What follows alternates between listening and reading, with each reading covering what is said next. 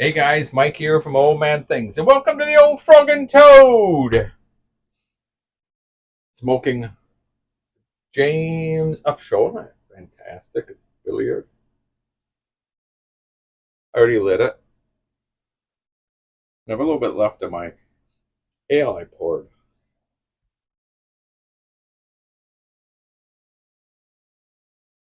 It seems like every March in Wisconsin begins where you get hope that spring's there, and then the robins come, and as soon as the robins come, the age old saying where three snowfalls on a robin's chest before spring comes, well, we've gotten two massive storms so far because of the silly robins.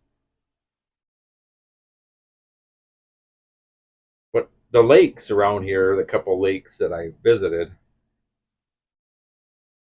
are opened up. So I'm getting excited to get out and go canoeing.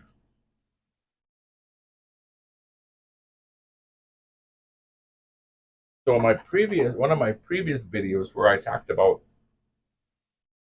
going to the Canoeacopia and meeting um, Mike from Badger Paddles,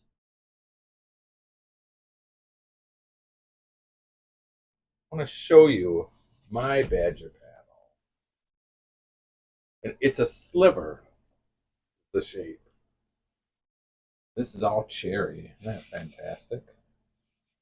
I mean, look at the straight grain in that. I mean, that thing's strong. Oops, sorry. Hit the thing. But this is all one piece cherry. I mean, isn't that nice? And the shape again is called the sliver. And I can't wait to get out and use my Badger paddle.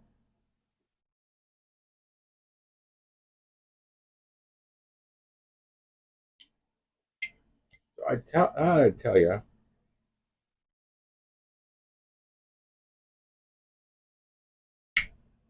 some fun little stories that happened to me while I was out on different canoe trips.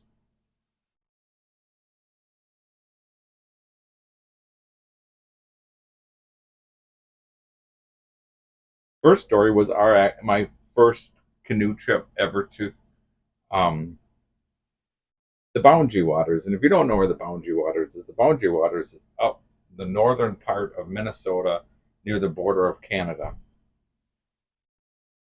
And a canoe trip is you fill everything up in your canoe and you go paddling, and you can go from lake to lake where you take portages from one lake to another where you have to empty the canoe, carry the canoe, get to the next site.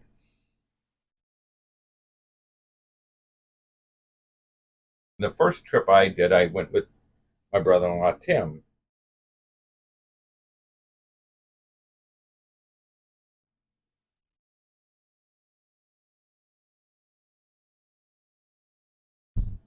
If you're not new to the channel, you've seen Tim a few times.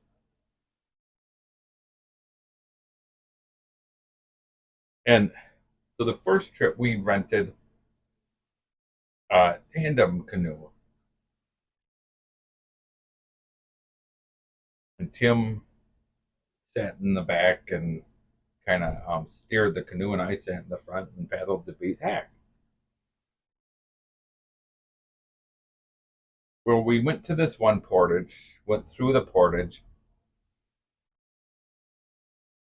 It was really rapidy. I mean, you saw the rapids. I mean, it was just the water was just rushing the beat hack.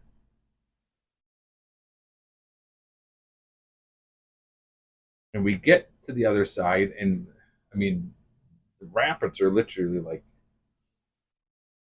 less than 100 yards from us where you get out. Well, as we were walking, we saw this older guy with this, it must have been like a grandpa and his granddaughter. And he usually took us about three trips from the portage. You take the canoe, you take the packs, one of the packs, about 3 trips. One of the trips to the end, we saw them take off. So of course, like every portage, you didn't think there was anything of it. So we get the canoe filled up, start paddling, and the rapids that we had portaged past were so strong that they were taking us, no matter how strong we paddled, they were taking us sideways into the rapids. So we would quickly try to turn around and go back to the portage part. And we did, and we tried, 2 times, not successful. And we kind of giggled to each other because we thought, that older guy and his granddaughter were able to do that. And here's 2 guys, and we, at all our strength, we can't get past this little section. And it was it was all like a little tiny bay where you had to get through this narrow spot to get out. And before we could get to the narrow spot, the rapids were pulling us.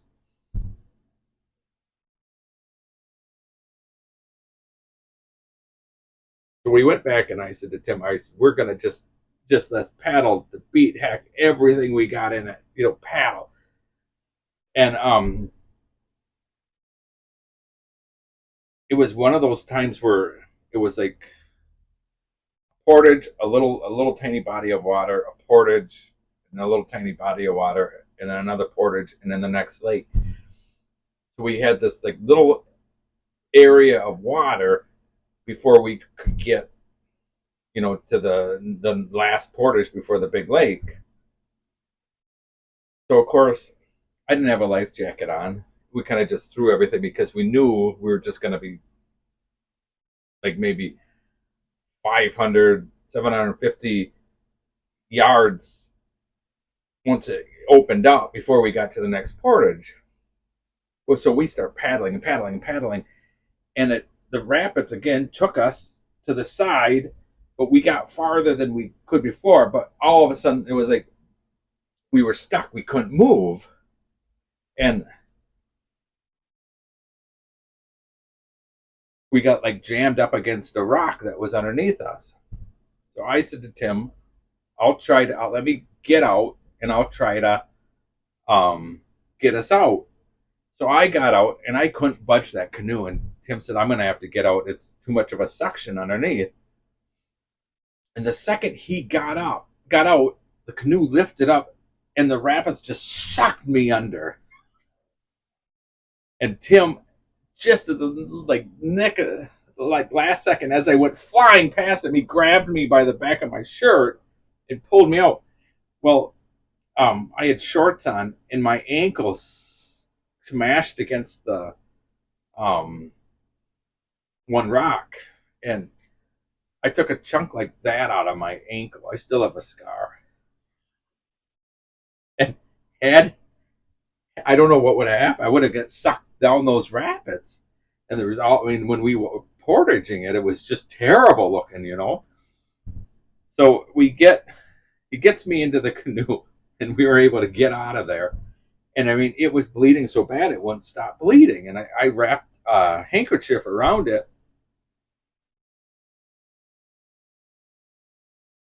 And we kept on saying, how did that older guy do it? So I ended up, I had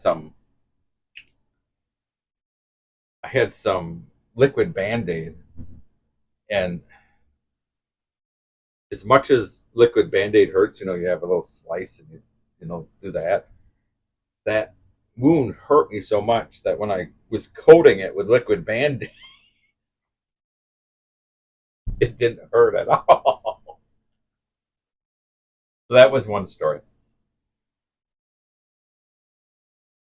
One story.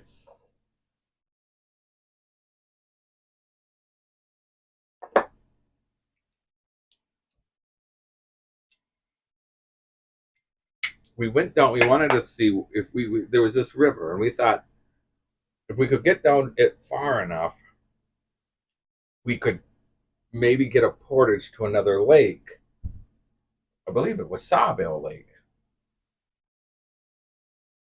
And what we would do is after that first trip, we would solo canoe. So Tim had a solo canoe, and I had a solo canoe, and we would base camp, and then we would spend each day out on the lake from 8 o'clock to about 4 o'clock, and just exploring and stuff.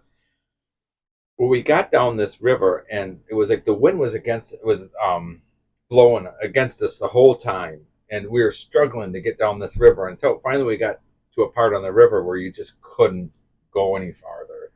And by the map that we had, it looked like we had a long ways to go before we even thought we could portage into the this big sawbill lake.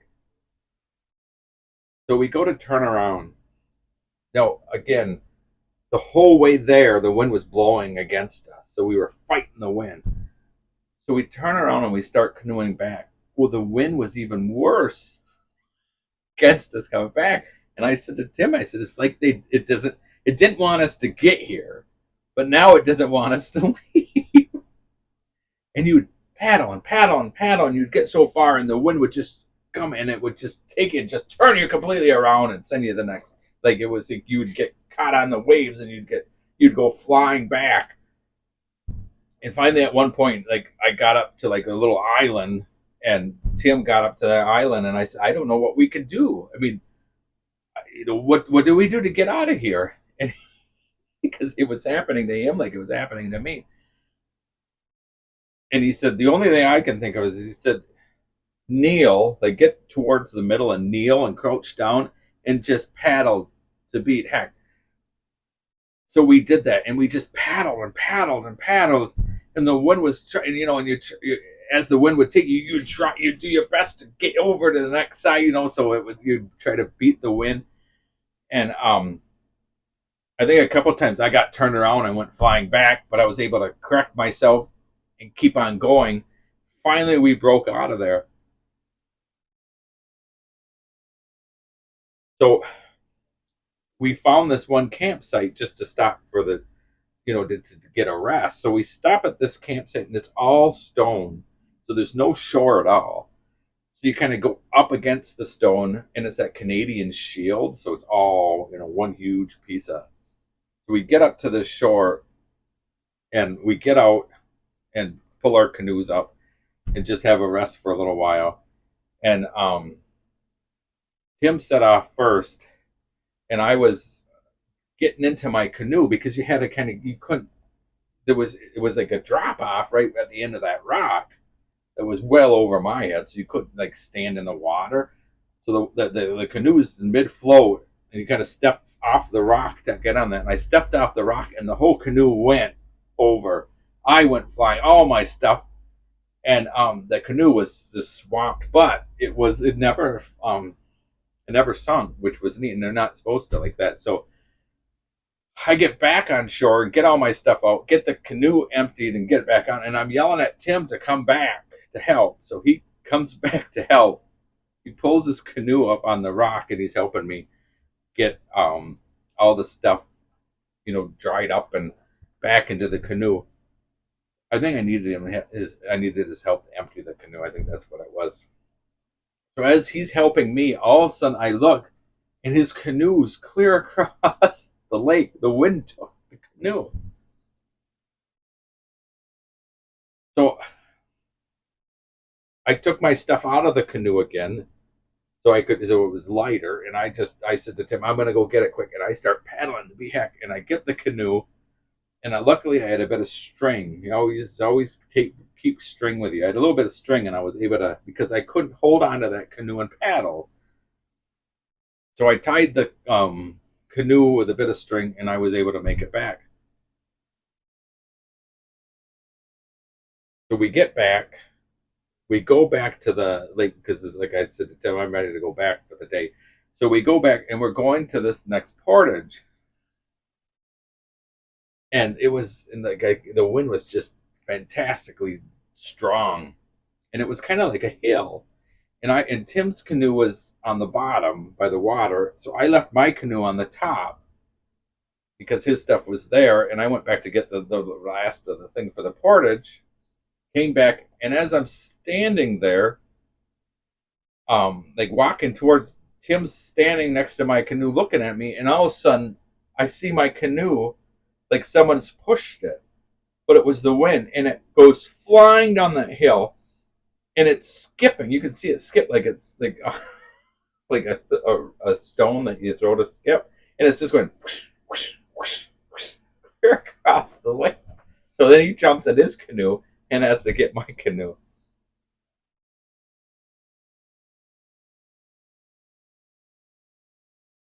So that was fun.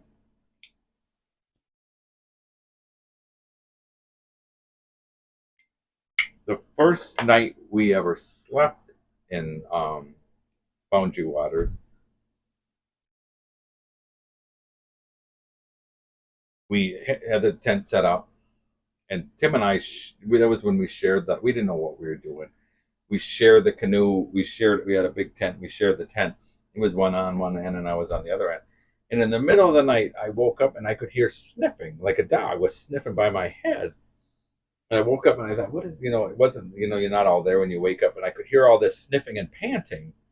And I thought, well, it must be Tim's, making noises. So I went back to sleep. In the morning, there were wolf tracks all over camp, and there was wolf scat everywhere. So the smelling and the sniffing and the panting I heard by my head were the wolves sniffing at me through the little vinyl of the tent. Last thing I'll say, I went on a solo trip to the Boundary Waters once, just myself.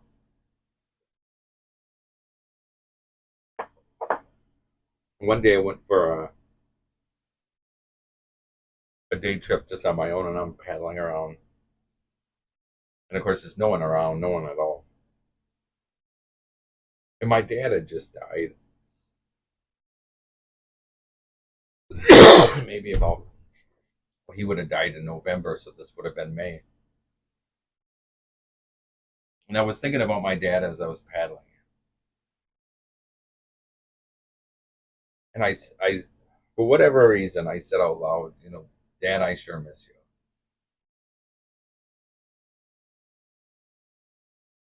And as I said that, just like moments after I said that, I hear this kind of um, this noise. I look up. There's a bald eagle, like 20 feet above me, flying, and it made that that call that the bald eagles make. He just like hovered over me for the longest time. I just sat there in awe, just thinking, you know, how neat is this?